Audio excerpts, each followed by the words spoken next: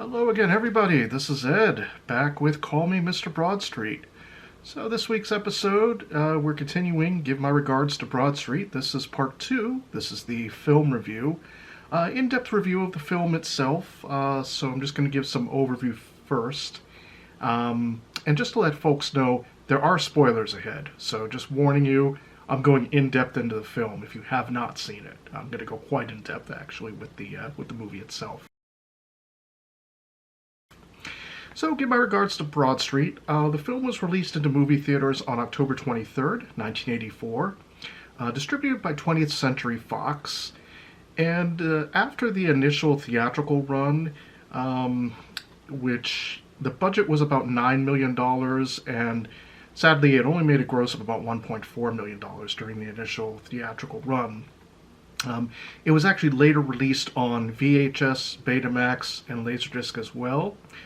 The initial VHS and Laserdisc was released in 1985, and there was a VHS re-release in 1996. So I'm going to go ahead and just put up some photos real quick of all those different releases. And finally, it was also released onto DVD as of April of 2004 in the US only. So let's go ahead and get those photos up first, and then I'll be right back to go into a little more detail. Here we go.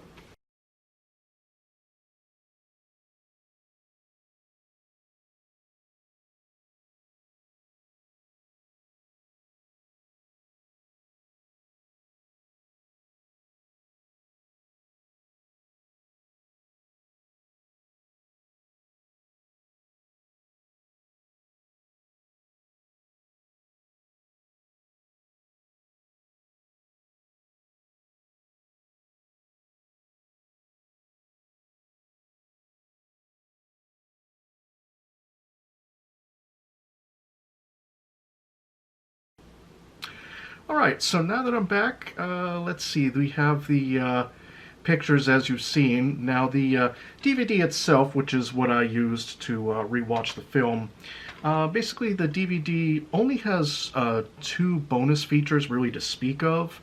It's both in widescreen and full screen format. Again, released in April 2004, kind of a bare bones DVD release.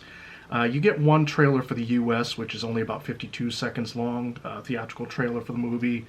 Get the international trailer as a second bonus feature as such.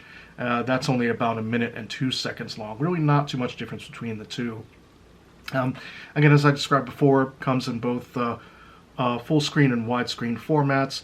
Widescreen, for those that actually have the DVD, it's actually the side with the red lettering, so that's what you want to put down and put the disc in if you're watching it that way, which is about the only way you can watch it right now, unless you're really going old school on a VHS player, or even a Betamax, and in that case, you've got my admiration. The scene selection is broken up into 24 chapters, as you saw from the quick glance of the photos.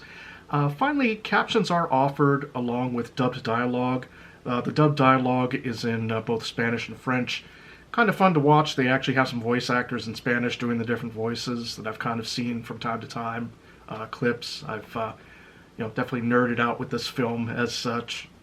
So, moving along, per Keith Badman's book, right here, which I highly recommend. Highly recommend this book. Filming took place between November 5th, 1982 until May 8th of 1983. July 16th and July 26th of 1983, some additional scenes were filmed.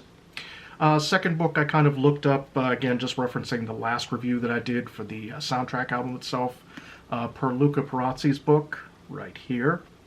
The soundtrack was done live during filming, as well as some additional work on songs. So basically the soundtrack itself, you've got overlap between November of 1982 all the way to July of 1984.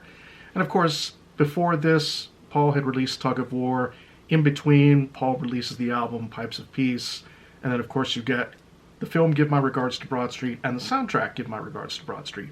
So a very busy period for Paul during this really 2-year period.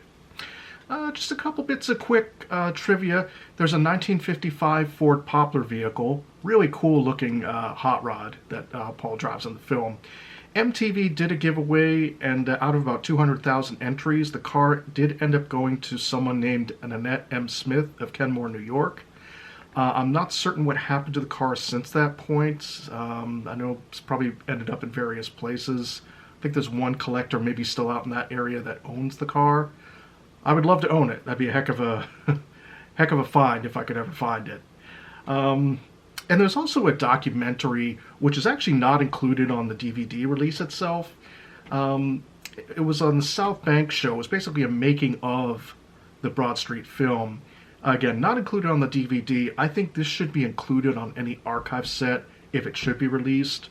I think it's essential along with the soundtrack album, as I said in the last review, and putting everything together.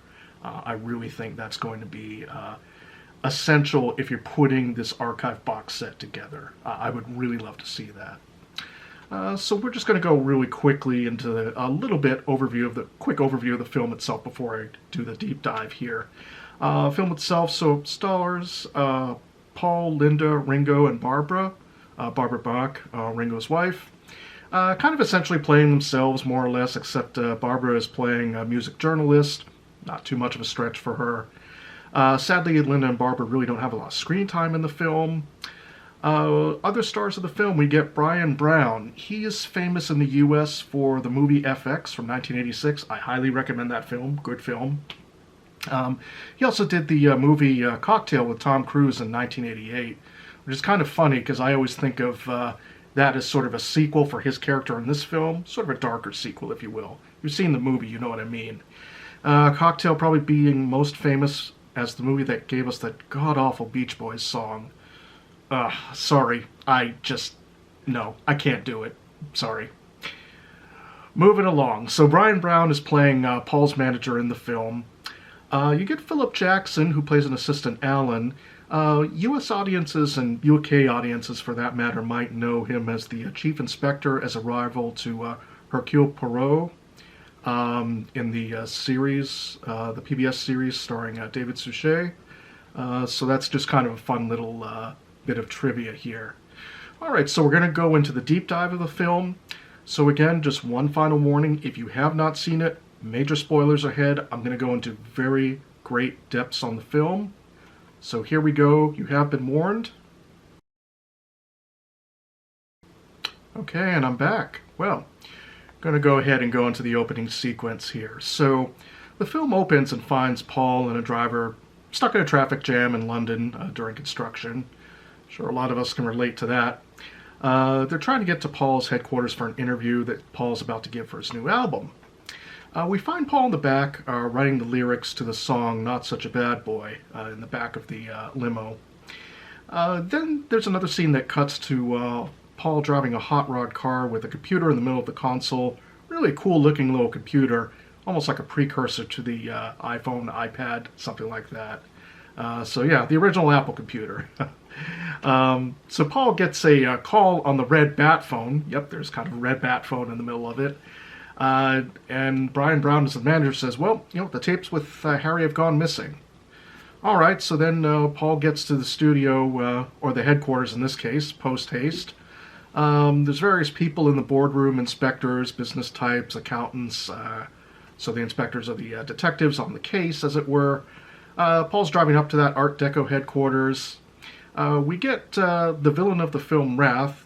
A non-speaking role, he just enters wearing these mirror shades, so he's the imposing villain character.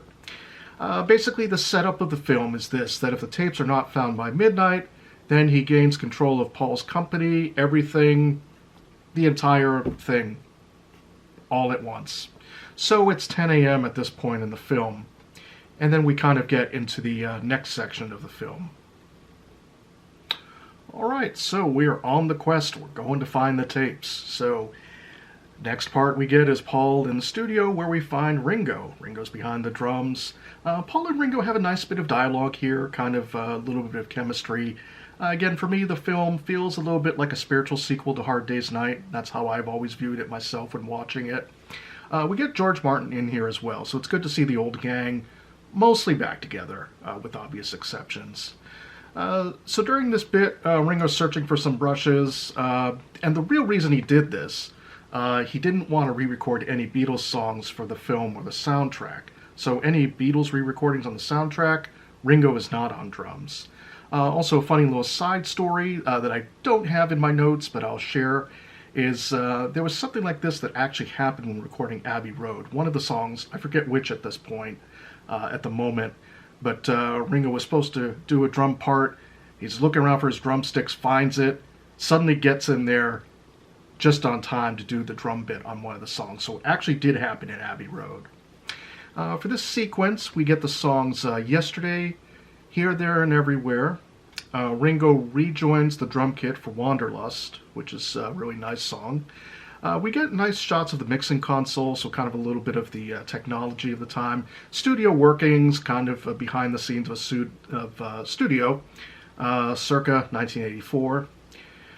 You kind of get Paul, Ringo, and George Martin just kind of conferring during bits of the music while the music is playing. Ringo kind of has a funny little part where at the end of the songs he knocks over part of the drums. Paul just says, well, just going to be one of those days.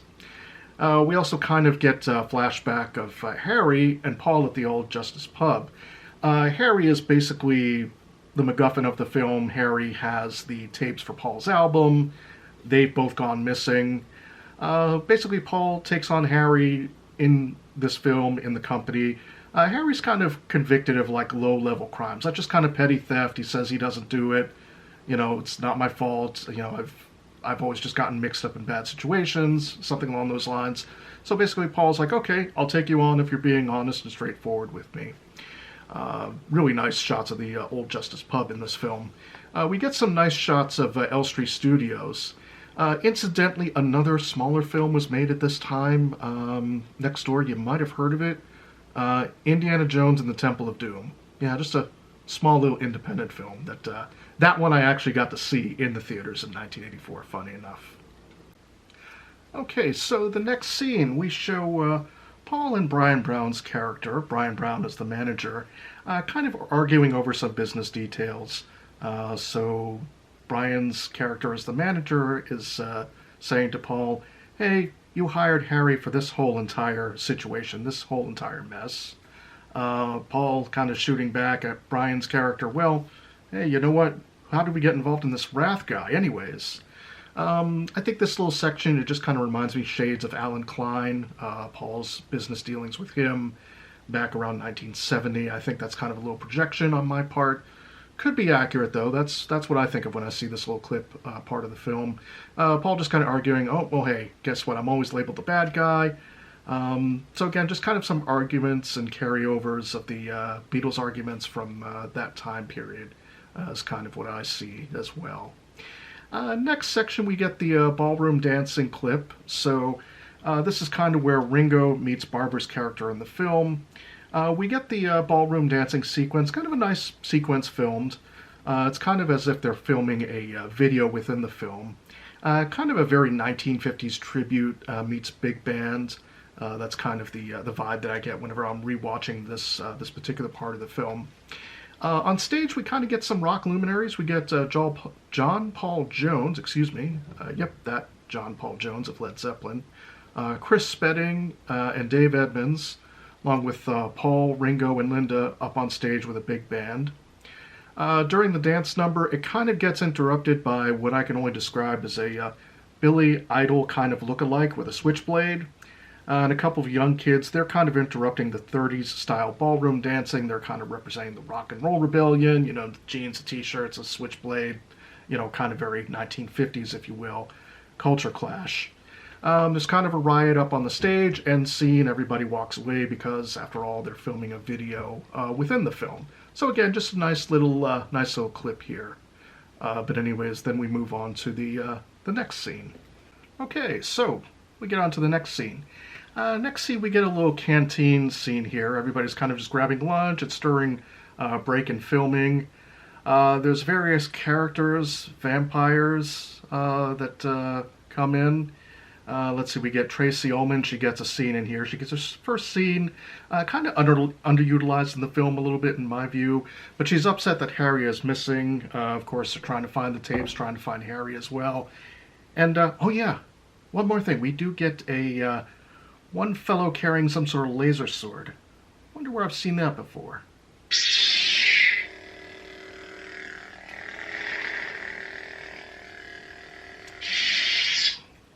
I don't know, it'll come to me. Anyways, we move on to the next clip. Alright, so now, next sequence is the silly love song sequence. Filming another music video in this fictional day in the life of Paul throughout the film. You get Paul and Linda with other musicians, such as Jeff Porcaro on drums and Steve Lukather on guitar, both from the band Toto. So you get a lot of folks on this, both the soundtrack and the film. Session musician is bassist Louis Johnson, as well, worked with a lot of different folks out there. For the video, they kind of look like David Bowie from Ziggy Stardust from about 10 or so years earlier, I should say. During the sequence, we see a moonwalking dancer. No, it's not Michael Jackson. The person's name is actually Jeffrey Daniel from the dance group Shalimar. Paul had seen them on TV and thought, oh, it might be good to get that guy in one of the sequences. This seems to have really been done prior to the famous moonwalk by Michael Jackson. Not 100% sure. I'd probably have to consult Kit O'Toole. Kit, if you're out there listening, since she's the Michael Jackson expert. But I think it might have been before that famous Motown tribute during early 1983. Could be wrong, though.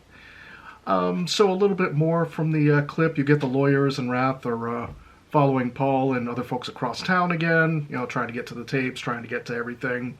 Paul has a little daydream about some police dogs tracking down Harry with the tapes. So we get to the next sequence, the warehouse sequence. Now, this is my favorite part of the film, bar none. This contains the songs Not Such a Bad Boy, So Bad, and No Values. There's kind of some great banter between Ringo and Paul. Ringo's kind of commenting how chilly it is, or are we practicing to be Canadians? Or Ringo's also saying, oh, well, do we have to do that first song? And Not Such a Bad Boy. Paul's like, yeah. A little bit of Beatlesque banter back and forth between. Not Such a Bad Boy, just a great rocker. And when I'm watching the warehouse sequence, I think of what Paul had commented later on in interviews. He said the original idea for this really was all a 1-hour cable TV special, which would have made sense at the time. HBO coming into play and cable TV coming into play in, 82, 83, 84, etc. So 1984 certainly would have made sense. But then Paul thought to himself, well, only 30 more minutes, it's a film, it's not that different, but yeah, it actually is kind of a different thing than just a cable special.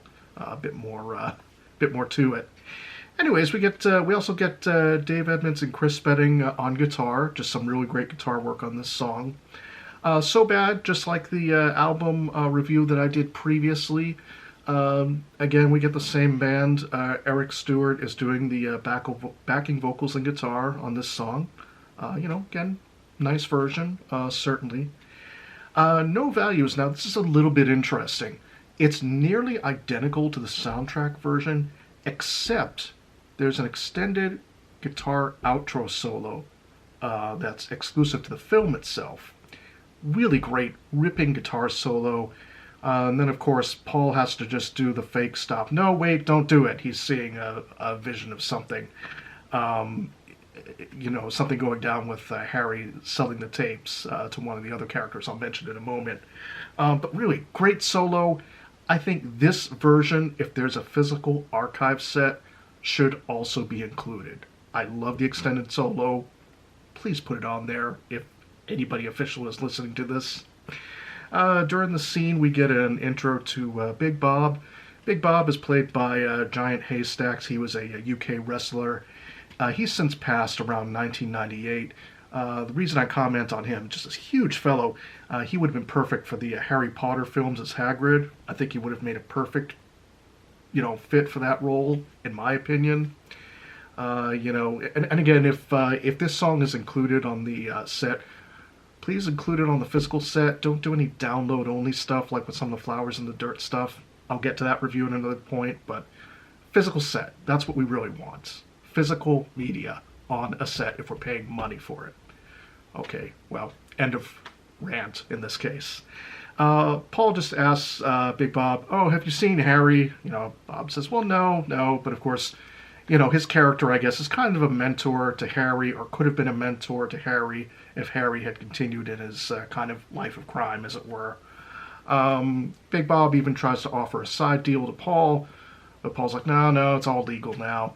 Again, just commenting that this giant of a man standing next to Paul, I mean, literally just this tall, big, huge guy. He probably could have been roadie or security for almost anybody. That's just how huge and massive. Cool little bit anyways. But then we go on to the next scene that kind of takes it down a notch from this rocking bit of the film. Alright, so now we're on to the next scene in the film. This particular scene is kind of a BBC type interview. Just kind of meeting up with interviewing, asking Paul about the album as they're trying to search for it, obviously. Paul sings For No One. It's kind of just a nice straight-ahead studio performance. Nice string arrangement with For No One. We then segue into the next scene, Eleanor Rigby and Eleanor's Dream. Again, just like the album, weakest song to me, in my view. I like the filming. It's filmed very nice in the movie, don't get me wrong. It's, the Eleanor Rigby part, it looks like the Royal Albert Hall. I tried to look it up prior to this, and I think it is fairly certain, but I'm not 100% certain. So we'll go with Royal Albert Hall, but if anybody has anything different, please put it through in the comments. So then we get to kind of the more classical part, the Eleanor's Dream part. It shows Paul and company. They're looking straight out of the 19th century in the film, right? So kind of some more subconscious thoughts follow throughout this little sequence from Paul. The character of Harry, again, looking like everybody else, dressed in kind of this 19th century dream sequence.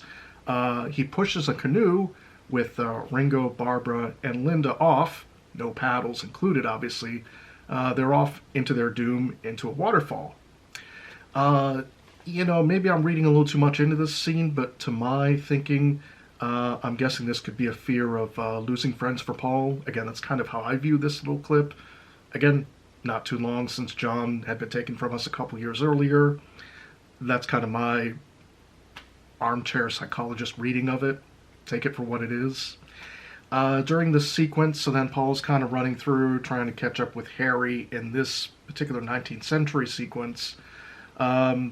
We see a ghost of Linda riding on a horse in a film, and it's really strange to see this.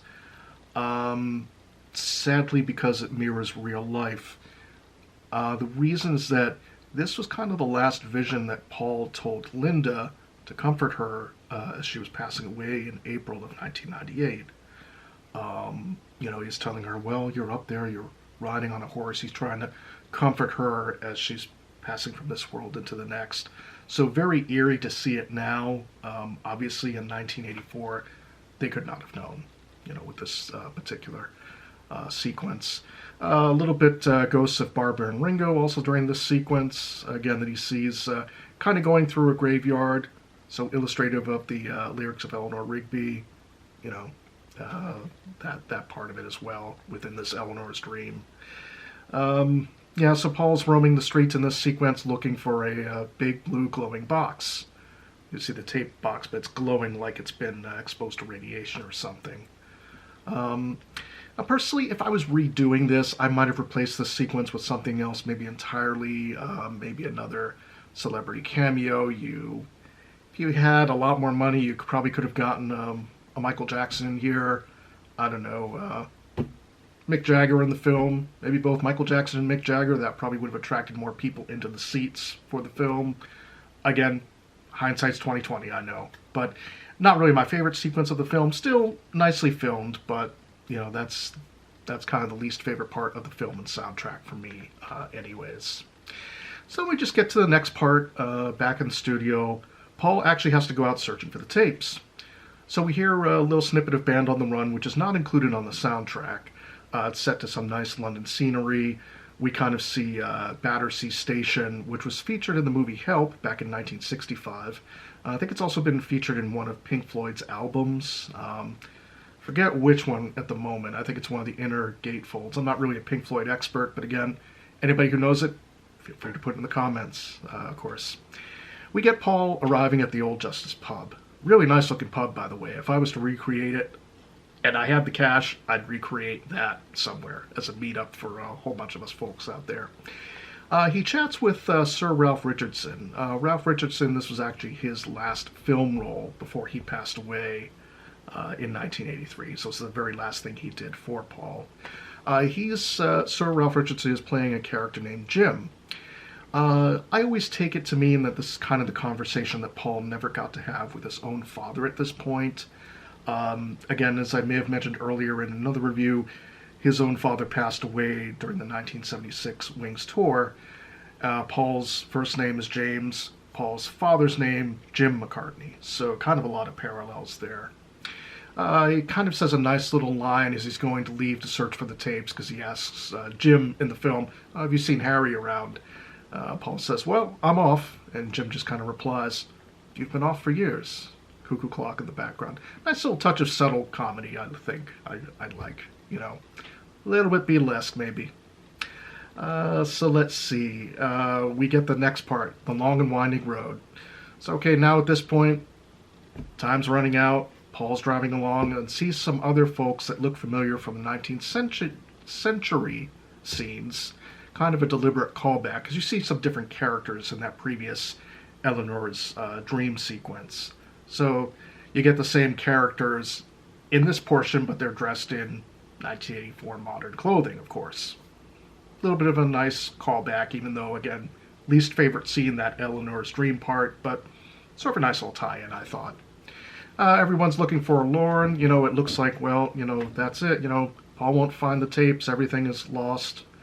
Paul passes by Broad Street Station, which was a real station, and he realizes, oh, wait a minute, to check there. So Harry had told them earlier, oh, I'm off to Broad Street, so he remembers this, pulls the car up to Broad Street Station. The actual station itself closed in 1986, and that's one kind of nice piece of memorabilia I wish I could find and track down. Even if I get just a little, I don't know, door handle, something from the station would be kind of nice. Feel free to send it if you have any.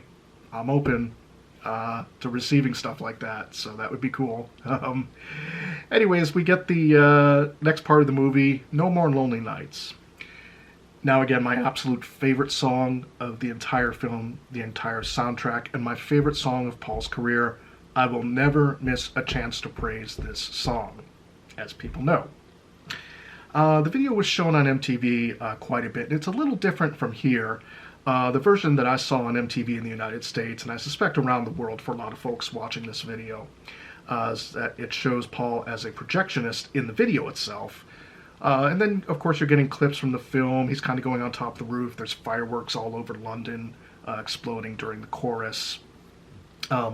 This sequence for No More Lonely Nights is part of the film itself, so really it's just Paul walking around the station. It's deserted. It's close to midnight. Station's closing down, last train is leaving, conductor's kind of closing up the station for the night to presumably head home and get ready for the next work day or whatever the case might be. So again, just close to midnight, station's closing, right? Paul kind of sits down on a bench. Okay, he's just about lost all hope. He then dreams about the future. Well, he's going to be busking at another station. Leicester Square Station, I think, is where this was filmed, if I remember. He actually did the busking for a scene, and the change that he received, he's singing the song Yesterday, just wearing sunglasses, kind of like a jean jacket. You know, people aren't really recognizing him in this particular clip. The money he got, of course he donated it, he got some change in his guitar case. So again, just busking that version of Yesterday, which is kind of cool to see. But wait a minute, all seems lost, but you see the tapes on the bench. He goes around, he finds Harry. Harry was locked somewhere looking for the bathroom. And then finally, just when everybody's celebrating, Paul is calling, the company's saved, everything is all set, it all dissolves into the fact that it was a dream, taking us back to the beginning of the film. The final scenes are filmed at the actual MPL headquarters as they looked circa 1984. So we get the actual headquarters as opposed to the Art Deco headquarters earlier in the film. Let's see here. Just some kind of random little wrap-up trivia, little odds and ends that I find interesting. Little trivia question. This was actually featured as a trivia question. Give my regards to Broad Street on an April 14th, 2010 episode of Jeopardy with Alex Trebek. I do remember seeing the episode. I saw the question. I blurted out the answer immediately. Nobody on the panel got it. I remember watching that. I did have to look up the date, though, obviously, you know. Here we go. So, two other things I just want to mention, of course, real quick. With all the memorabilia, which I will be going into in the next video, by the way, in part 3. Funny enough, if speaking of Indiana Jones and the Temple of Doom, I'm thinking more Raiders of the Lost Ark at this point, which was previous to Broad Street. If there was a Broad Street action figure, of course I would own it, but this is as close as I can get. Childhood Raiders of the Lost Ark figure right there from 1982. Just a little bit of fun. Again, you never know what's going to come up in these reviews sometimes. And then I've got a funny Weird Al story. So my first Comic-Con back in 2017. Weird Al attended the LA premiere of Give My Regards to Broad Street in October/November of 1984 in the US. I want to say it was late October, early November he attended the premiere. So Weird Al attends the LA premiere. As you can see, I got his autograph. Got to meet the man. Really cool, by the way. If you ever get to meet him, awesome. Awesome person in person. Really down to earth. So I might have out-nerded and out-geeked Weird Al. Shanks, if you're watching this, you can definitely back up my story, because he was observing and I was kind of more in the moment, just being like, wow, I'm meeting Weird Al. I go up to Weird Al, I'm like, well, I really enjoy your film UHF. I really enjoy a lot of your stuff, a lot of your humor. It's great, it's funny. I may mess this up, but I certainly remember, and I'm literally doing this as I'm meeting him. I remember that you were at the premiere of Give My Regards to Broad Street in LA in 1984. Hand to God, my friend Shanks is looking at Weird Al as I'm trying to explain this, and I'm not really able to look at Weird Al just yet. Weird Al kind of just does one of these, like he was surprised that I brought that up. Weird Al's response was, well, I just thought it was cool that Paul McCartney knew who I was. So I can guarantee I was probably the only person that mentioned that to him at the 2017 Rhode Island Comic-Con convention. And yes, I might have out-nerded and out-geeked Weird Al, and that is an incredibly hard thing to do. So I just wanted to kind of add that in there. There's a little bit of entertainment to the story here. So let's see. Final thoughts on the film before we go on to the next video. As I said on my previous appearance on the Two Legs podcast, I would give this film a solid 3 out of 5. If you're a Paul fan, I would definitely put this as an essential.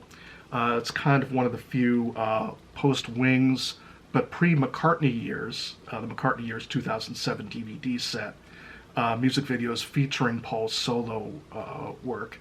Again, this is like a spiritual sequel to A Hard Day's Night in 1964, so I kind of view it as that. It is a long music video. It's very enjoyable. I mean, a lot of people give it a lot of flack, but, this film is not trying to be Gone with the Wind. It's not trying to be The Godfather. It's not trying to be Raiders of the Lost Ark, Goodfellas, Star Wars, whatever classic film you deem. It's not trying to go for that level. But I think for what it is incredibly enjoyable and really does not deserve the critical drubbing that it got.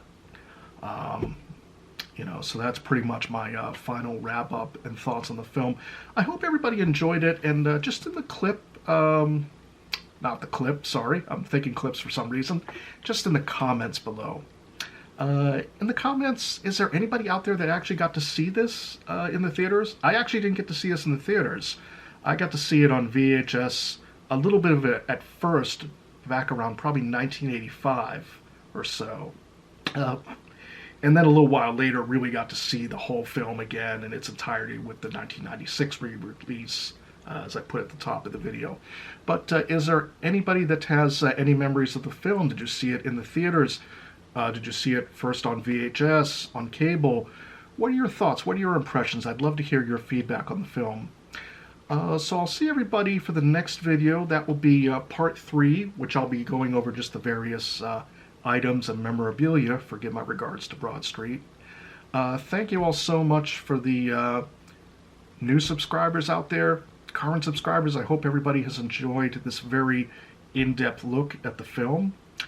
Before I sign off, again, just please be safe and make sure to give a thumbs up, like, and subscribe.